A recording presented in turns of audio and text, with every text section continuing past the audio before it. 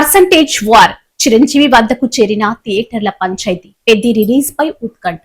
తెలుగు చలనచిత్ర పరిశ్రమలో గత కొన్ని రోజులుగా నిర్మాతలు సింగిల్ స్క్రీన్ థియేటర్ల యాజమానుల మధ్య సాగుతున్న తీవ్ర వివాదం క్లైమాక్స్ దశకు చేరింది.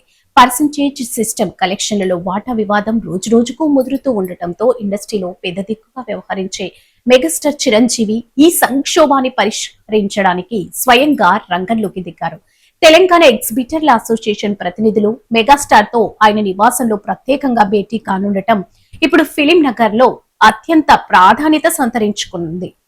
Rental versus percentage. ప్రస్తుతం మల్టీప్లెక్స్ థియేటర్లలో కలెక్షన్ల ఆధారంగా పర్సెంటేజ్ షేరింగ్ విధానం నడుస్తుంది.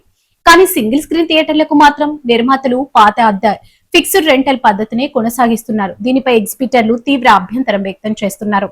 ఓటీటీల ప్రభావం, కరెంటు బిల్లుల భారం, థియేటర్ల నిర్వహణ ఖర్చులు పెరిగిపోవడంతో సింగిల్ స్క్రీన్ల మనుగడ ప్రశ్నార్థకంగా మారిందని వారు ఆవేదన వ్యక్తం చేస్తున్నారు.